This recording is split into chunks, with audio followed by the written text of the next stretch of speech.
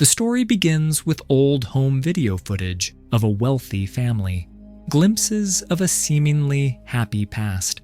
We're then introduced to Tom Walker, the film's main character, sitting in a session with his doctor.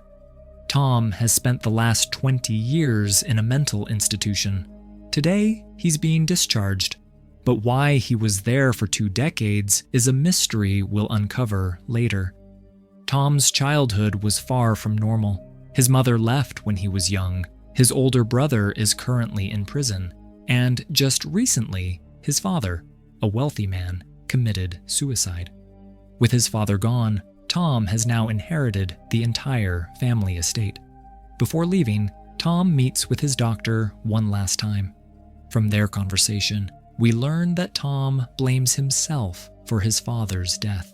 He believes he was a source of shame and that perhaps his father's suicide was triggered by the news of Tom's release. The doctor gives Tom medication, warning him that his mental condition hasn't fully stabilized. He still suffers from hallucinations and needs to be closely monitored. Tom is placed under house arrest for 30 days, and his parole officer, Brody, drives him back to the family mansion, a place he hasn't seen in 2 decades. The house is massive and has changed a lot. Even the swimming pool is high-tech now. Brody shows him a special video phone linked to the police. Tom must answer it daily, so his face and voice can be verified. If he doesn't pick up within 10 seconds, the police will show up. Brody also attaches a tracker to his ankle to ensure he stays inside. Returning to the house brings back mixed emotions for Tom. It's still home, but now empty and haunted by the past. Before leaving, Brody, who's strict and no-nonsense, also demands a urine sample to ensure Tom's following his medication plan. While in the bathroom, Tom suddenly spots his father's old dog staring at him. Shaken, he reminds himself it's just another hallucination. He closes his eyes, and when he opens them, the dog is gone. Before his release, Tom's doctor had warned him, "Don't trust your eyes, trust your mind." Later, Tom asks Brody what really happened to his father's body. She reveals something horrifying. When police found it, it was badly decomposed because the dog had fed on it. The image haunts Tom. Before leaving, Brody warns him. If he shows signs of slipping again, he'll be sent back to the institution. He must strictly follow all rules for 30 days if he wants to regain his freedom. Once she leaves, Tom is alone in the massive, quiet mansion. As he unpacks, the landline suddenly rings. When he answers, there's no voice, just heavy breathing. Uneasy, he hangs up. Tom explores his childhood bedroom, still filled with old toys and memories. It brings a brief sense of comfort. He lays down a mattress and spends the night there. The first night passes peacefully. The next morning, the police-registered device rings. Tom answers quickly, says his name, and lets the camera scan him, part of his daily check-in to prove he's still at home. Later, realizing he's out of cereal, he orders groceries. He spends the morning wandering the house, swimming, and enjoying some freedom. Soon, the doorbell rings. A delivery girl named Lynn arrives with his order. Tom is immediately intrigued by her, but when she tries to come in, he stops her. No one is allowed inside. Lynn, however, seems oddly familiar with Tom's past. Before leaving, she gives him a music CD she likes. Tom doesn't play it. He prefers the music he grew up with.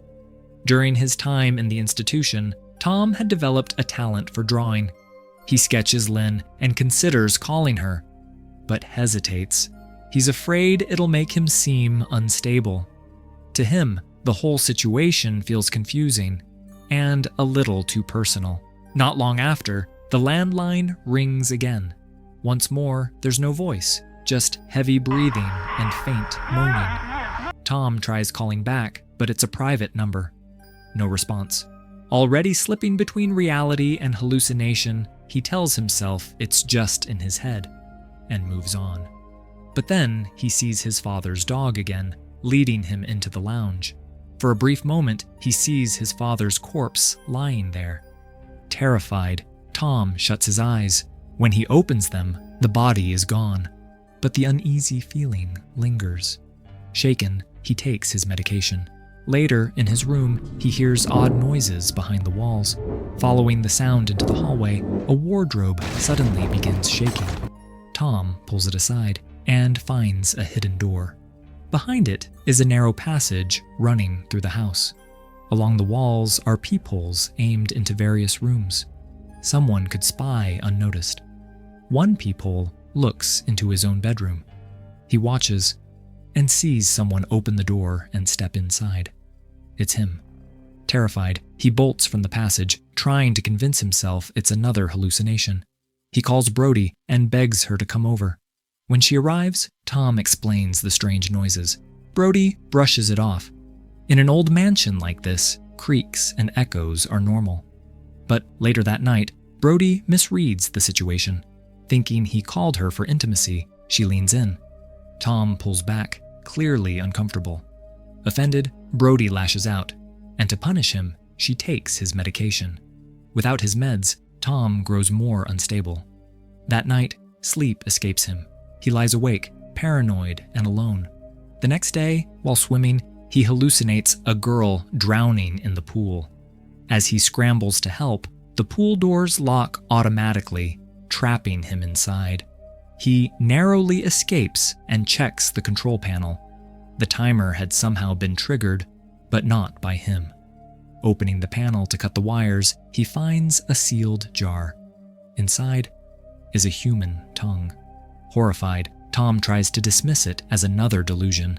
He places the jar back, but deep inside, something tells him this time it might be real. Tom finds an old family video and watches it, visibly moved by the memories. But the tape suddenly glitches, now showing a strange woman wearing a box-like mask. Terrified, Tom rushes to the room where the footage was filmed, but no one is there. He notices something odd about the mirror on the wall. It has a hidden handle. When he opens it, he finds a camera installed behind a two-way mirror. The discovery unsettles him. Why would his father set up surveillance in the house? Even stranger, there's no recording in the camera, and Tom wonders how the police never found this. Disturbed, he steps out of the room and catches a glimpse of himself in the mirror, bruised and bloodied. He panics and runs. Once again, the landline rings. It's the same private number, and again, there's only silence. Then, something shocking. Alex, Tom's older brother, appears in the house. Terrified, Tom hides in the secret hallway behind the walls, but Alex finds him and urges him to come out. When Tom finally does, he's in disbelief. "You're supposed to be in prison," he says. Alex calmly replies, "I escaped." Tom isn't convinced. He thinks Alex might just be another hallucination. But Alex insists, "I'm as real as you are." Tom asks how he got in. Alex claims Tom left a window open. He even rolls his motorbike inside the house. Tom still doubts everything. Maybe this is just what happens when he skips his meds. Suddenly, the police phone rings. Alex urges Tom not to answer it, warning him that he doesn't belong out here. That deep down, he knows he should be back in the hospital. But Tom ignores him and takes the call. Afterward, Tom takes a sleeping pill and goes to bed, hoping it will silence the madness. But the next morning, he wakes up to chaos. His father's office has been trashed. Everything's shattered. Did Alex do this? Or did Tom do it himself and blacked it out? The mystery deepens when Tom finds a toy dog's eyes removed and stuck onto an old painting of his father. Alex appears again, clearly searching for something. Just then, Lynn calls. Tom answers, and Alex quietly listens in. Lynn wants to visit. At first, Tom refuses, worried about the restrictions, but then he remembers. Brody took his medication, so he asks Lynn to bring it over. She agrees without hesitation. Once the call ends, Alex disappears again. Tom isn't sure anymore. Is his brother even real, or just another figment of his imagination? Moments later, Tom sees a horrifying vision of his father again, decayed and lifeless. Shaken, he seals off the hidden hallway he discovered earlier, hoping to shut out both the voices and the memories. Later, as he relaxes in the pool, Lynn arrives. She takes one look at the pool and points out a leak. Her father used to be a pool cleaner, so she knows what she's talking about. Inside, Lynn sees the drawing Tom made of her on the fridge and smiles. It's clear she's beginning to like him too. Before handing over the medicine, she shows Tom a newspaper article about a murdered girl. She wants to hear the truth from him. Tom opens up. At age 13, he had a crush on an older girl. When he confessed his feelings, she rejected him, publicly. His brother Alex found out and promised to teach her a lesson. One day, while walking home, Tom and Alex tried to scare her, but she got angry and insulted them. Alex snapped. Knowing Tom would try to stop him, he handcuffed his younger brother to a tree and drowned the girl. Tom begged him to stop, but he was helpless. After the murder, Alex forced Tom to help bury the body. He didn't stop there. Alex eventually tried the same thing with another girl. That time, he got caught. Alex was sent to prison, and Tom was committed to the institution. He admits he didn't want any of it, but he also failed to speak up when he should have. That silence cost him everything. Because of everything that happened, Tom and Alex's mother left the family and never came back. As Tom shares this painful truth with Lynn, Alex listens silently. His expression is cold, showing no sign of regret or remorse. After opening up, Tom insists Lynn leave. No visitors are allowed, and he doesn't want her caught in this madness. Once she's gone, Tom finds Alex watching an old video on the TV, a recording their father made just 5 days before his death. In it, the father doesn't explain why he's going to take his own life, but he does say one thing clearly. Tom, it wasn't your fault. He also admits he regrets not being a better father. Hearing this brings Tom a sense of peace. For the first time, he realizes his father didn't hate him and didn't die because of him. But Alex has a different perspective. Our father didn't hate us, he says. Our mother did. She left and never looked back. Tom asks what Alex really wants. Alex replies bluntly, their father must have hidden money somewhere in the house, and he wants Tom's help to find it. Tom refuses. I don't want any money. I just want to survive this month and finally be free. I don't need you. Enraged, Alex tries to drown Tom in the pool, but once again, he vanishes without a trace. Just then, Brody shows up.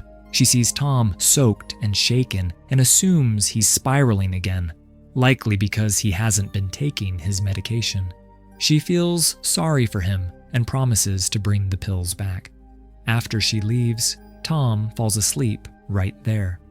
When he wakes up that evening, he searches the entire house for Alex, but he's nowhere to be found. Even the bike is gone. Maybe Alex really was just a hallucination. Lynn arrives to visit Tom, and he's genuinely happy to see her. They sit and talk for a while, and Lynn opens up. She tells Tom she understands what he's going through. In school, she was bullied so badly she once tried to hurt herself. She's been through pain too. That's why she gets him. Their conversation draws them closer, and for a moment, Tom feels like maybe, just maybe, things are finally going to be okay. But when Lynn steps away to use the bathroom, Tom notices the secret passage again. The wardrobe had shifted. He rushes to the control panel to check the jar. The tongue inside is real. This isn't just a hallucination. Some of the terrifying things he's seen were actually happening. Filled with rage and fear, Tom smashes the jar. Water from inside drains through a small opening in the floor. He lifts the tile and discovers a hidden underground room. Shocked, He hurries upstairs, only to find Lynn lying unconscious on the ground. Someone has attacked her. Panicked, Tom tries to carry her outside to get help. But just then, Brody arrives with his medication. Seeing Tom with an unresponsive girl, she jumps to conclusions, assuming he's trying to hurt someone again. She draws her gun and demands he stop. But suddenly, Alex appears from behind and kills Brody. At last, the truth is out. Alex never died in prison. He faked his death and escaped. He's been in the house this whole time. As the police phone starts ringing, Alex tells Tom not to answer it, but Tom picks it up and immediately cuts the wire, hoping this will alert the police that something is wrong and bring them to the house. Alex now grabs Lynn and plans to kill her. Tom pleads with him to stop. He tells Alex about the secret room.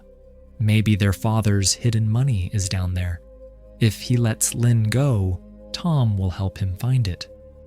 Alex is convinced the hidden bunker holds their father's fortune. He lets Lynn go for the moment and heads down to search. But inside, he finds something far worse than treasure. Something so disturbing, it rattles even him. When Alex returns, he catches Tom trying to help Lynn escape. Furious, he attacks Tom and declares that there's nothing useful in the bunker. Then, just like in the past, he handcuffs Tom and prepares to kill Lynn. But Tom refuses to be helpless again. He breaks free and fights back. Alex overpowers him and throws him into the bunker. Inside, Tom spots a safe and a room with a large observation window. Through the glass, he sees a woman chained inside, unable to speak. There's also a telephone nearby, and suddenly everything clicks. The mysterious calls, the tongue in the jar. It was all real. This woman is his mother. She hadn't run away years ago. Their father had imprisoned her in this secret chamber. Tom breaks down, freeing her and embracing her in shock and grief. Meanwhile, upstairs, Alex is ready to kill Lynn, but Tom calls out, telling him he's found the safe and urges him to let her go. Alex drags Lynn down. Upon seeing his mother, he breaks down crying, only to shoot her point blank moments later. Tom is devastated, but Alex feels nothing. All he wants is the money. He blames everything on their father. He was sick, Alex says. He did horrible things. We're just like him. Pointing a gun at Lynn, he orders Tom to open the safe. Inside is the hidden stash of black money. Alex lights up with greed, but the moment he's distracted, Tom and Lynn attack him. During the struggle, pipes burst and water floods the basement. As the room fills, Lynn helps Tom escape. Alex also tries to get out, but at the last moment, their mother, somehow still alive, pulls him under. Both Alex and their mother drown. Tom and Lynn make it out alive. As they step outside, the police arrive. Finally, the truth is out. The house's secrets, the abuse, the lies. And somewhere in that chaos, Tom finds peace. It wasn't his fault. Not then, not now. Everything, the secret rooms, the torture, the lies about his mother, had all been orchestrated by their father, a deeply disturbed man whose darkness nearly destroyed them all. And with that, the film ends.